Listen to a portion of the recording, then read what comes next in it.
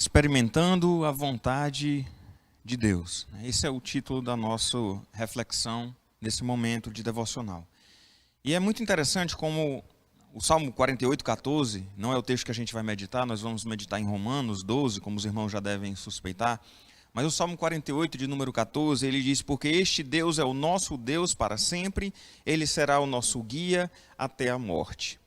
E é muito interessante como nós temos alegria, o prazer e temos a busca de dizer, eu quero ter uma vida guiada por Deus. Afinal de contas, nós temos tantas decisões a tomar na vida, são tantos os momentos que a gente para e reflete e fica pensando, meu Deus, como eu posso tomar a decisão que Deus de fato quer para a minha vida? Em algumas situações é mais fácil saber a vontade de Deus, porque em muitas delas nós estamos falando de coisas que uma aponta para a palavra do Senhor, dizendo é esse o caminho que a palavra do Senhor nos indica, porque o caminho contrário é um caminho de pecado e desagradável a Deus. Nessas situações é muito fácil, pelo menos a gente entender qual é a vontade de Deus, mediante o simples exame das Escrituras e percebendo qual é a sua vontade, no sentido geral, para a vida de cada um de nós. Mas existem decisões que a gente toma ao longo da vida, e aí de natureza pessoal, às vezes uma decisão particular, às vezes uma decisão que pode impactar a nossa vida, a nossa família ou o reino do Senhor da forma geral, mas que não são situações que você diga assim, olha, essa situação é biblicamente errada e aquela é biblicamente correta e eu vou seguir a biblicamente correta. Está dentro daquela área em que cada um de nós poderia livremente escolher e pensar qual caminho a seguir, porque a palavra de Deus nos dá abertura em qualquer uma das situações para tomar uma decisão. Por exemplo, quando a gente vai tomar uma decisão com relação a uma mudança na vida da gente, quando a gente vai tomar uma decisão, por exemplo, como a gente tem vivido enquanto igreja, da escolha do futuro pastor da nossa igreja. Se os candidatos que surgiram, fossem todos atendendo aos pré-requisitos bíblicos, a gente tem aquele ali, o norte do pré-requisito bíblico, mostrando qual seria o servo de Deus que é indicado para a obra do Senhor, que é aprovado pelo Senhor. Mas a gente entra em outras áreas na questão de qual é o desígnio específico, o Senhor que é o cabeça deste corpo, o Senhor que é Cristo que é a cabeça do corpo, qual o direcionamento que Ele quer que nós tomemos enquanto igreja. Isso se aplica a nós enquanto igreja, isso aplica à vida particular de cada um de nós em muitos momentos da vida. E a gente quer muito bom ter o nosso bondoso Deus nos orientando em cada momento das nossas vidas, porque a gente sabe que a sua vontade ela é boa, ela é agradável, ela é perfeita. Lá em Romanos, no capítulo 12, no versículo 2, o final do verso, ele diz exatamente isso, de falar da boa, agradável e perfeita vontade de Deus. Mas o grande problema é que às vezes a gente só quer que Deus nos sirva quase como um GPS, indicando naquele momento de decisão qual seria a melhor coisa a fazer. Às vezes a gente só quer buscar o Senhor para Ele dirigir as nossas vidas no momento específico em que a gente está com medo de tomar uma decisão errada. Porque nós não conhecemos o futuro, a gente não sabe o dia de amanhã. Por exemplo, quando eu comuniquei no início do ano a minha mudança para a obra missionária, a saída daqui do Maranhão, a previsão é que do final de semana passada fosse a minha despedida aqui da igreja, que era exatamente o momento em que eu celebrei 7 anos de ministério pastoral em nossa igreja. Então, aquele seria o momento. E aí vem uma pandemia, vem um monte de coisa muda, vem uma situação em que a gente teve que ficar totalmente recluso dentro de casa, e agora ainda ficando em casa, mas parcialmente recluso, já podendo fazer algumas coisas, mas ainda cuidando, zelando e estando distante muitas vezes uns dos outros, fazendo aquele famoso e terrível distanciamento social, terrível porque é muito bom a gente estar junto uns dos outros.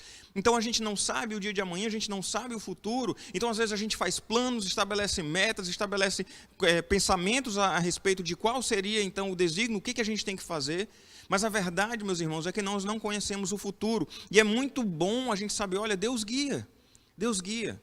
O problema é que eu não posso buscar o Senhor somente quando eu preciso que Ele me mostre qual é o melhor caminho, porque a gente sabe que a vontade de Deus ela é boa, é agradável e é perfeita, mas que tantas vezes vai apontar para um caminho diverso daquele que o nosso coração gostaria de indicar. Se a gente olhar bem para o texto da palavra do Senhor, aqui ele não fala aleatoriamente que a vontade de Deus ela é boa, agradável e perfeita.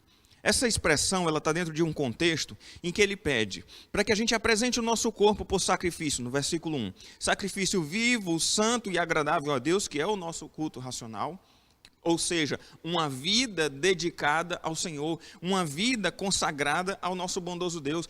O fruto de experimentar uma vida guiada por Deus passa pelo momento da gente ter de fato uma vida consagrada e dedicada a Ele.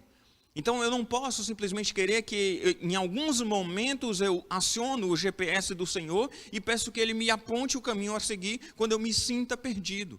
Quando a gente quer de fato que Deus guie as nossas vidas, quando a gente quer experimentar a vontade de Deus, nós não podemos fazer isso em determinados momentos específicos da vida, mas fazendo na nossa vida como um todo, por inteiro, em cada momento, em cada dia e em cada decisão, uma vida de fato consagrada a Ele. É por isso que o texto fala, que a primeira questão do texto, para a gente apresentar o corpo por sacrifício vivo, um sacrifício santo, um sacrifício agradável a Deus. Ele fala da gente ter uma vida santa, uma vida agradável a Deus. Então isso é pré-requisito para que a gente possa experimentar a vontade de Deus.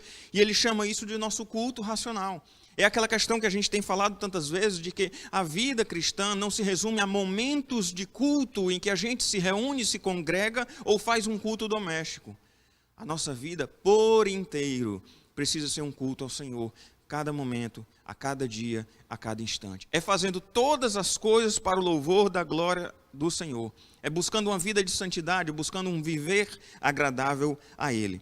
E ele continua então no versículo 2, dizendo para a gente não se conformar com este século, não se conformar com este mundo, não se conformar com as coisas do tempo presente, não se guiar, não se pautar pelas determinações, pelo que todo mundo faz, não se guiar por aquilo que há no mundo em que a gente vive, na sociedade que a gente vive. Isso é normal. A gente não deve se conformar com este mundo, com os preceitos deste mundo, com as orientações deste mundo, mas a gente deve transformar a nossa vida pela renovação da nossa mente, para que assim a gente possa de fato experimentar qual seja a boa, agradável e perfeita vontade de Deus. É impressionante como a gente não pode usar, então, o Senhor como um amuleto, de repente tentar voltar no tempo do Urim e do Tumim, lançar sortes e tentar ver se o Senhor vai dizer para eu seguir para um lado ou para o outro, ou tirar no para o ímpar, tentar resolver sobre qual cara ou coroa, pensando em lançar sorte para que Ele aponte o que eu devo fazer. Para que eu possa, de fato, ter a orientação do Senhor, ter o guia, de fato, do Senhor na minha vida, seguindo a vontade dEle, eu tenho que estar disposto a fazer a vontade do Senhor, seja ela qual for, e em todas as áreas, em todos os momentos da minha vida, com a vida de santidade, com a vida agradável a Ele. E é interessante porque, nesse contexto, é fundamental para que eu possa experimentar a boa, agradável e perfeita vontade de Deus, que eu possa ter uma vida dedicada a Ele e uma vida fundamentalmente em comunhão com Deus. Porque senão, meus irmãos, se eu não estiver em comunhão com Ele, como que eu vou entender o que o Senhor está me mostrando? Como que eu vou entender o direcionamento da sua vontade? Como que eu vou perceber, através de muitos sinais que Deus manda, que Ele nos mostra, qual é a sua vontade para as nossas vidas? Para eu, de fato, ser dirigido pelo Senhor, para eu experimentar a vida, a vontade agradável do Senhor, eu preciso conhecer a esse Deus. Conhecê-lo através da leitura da sua palavra, conhecê-lo através de uma vida de oração, conhecê-lo através da experiência com Deus ao longo da nossa caminhada. Então a gente não pode fazer como lá no texto de Jó 42, quando fala que eu te conhecia só de ouvir falar. A gente precisa conhecer o Senhor de fato, com Ele andando com Deus, vivendo com Deus, em comunhão com o Senhor, vivendo uma vida dedicada e consagrada a Ele, todos os dias da nossa vida. Nós não podemos buscar o Senhor num momento específico, pedindo que somente naquele momento Ele nos mostre o caminho a seguir.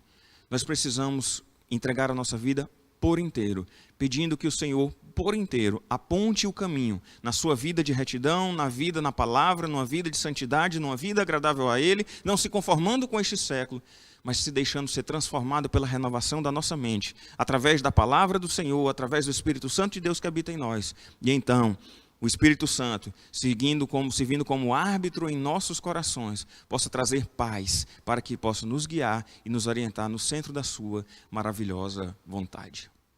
Que nosso bondoso Deus nos dê a alegria de saber que Deus é o nosso guia, nos dê a alegria de saber que Ele revela a nós a sua palavra de forma geral na sua palavra e de forma específica na nossa vida através do seu Santo Espírito. Mas que a gente não busque isso de forma pontual, mas de forma completa, com a vida por inteiro consagrada a Ele. Que nosso bondoso Deus nos abençoe e que possamos assim experimentar a boa, agradável e perfeita vontade de Deus.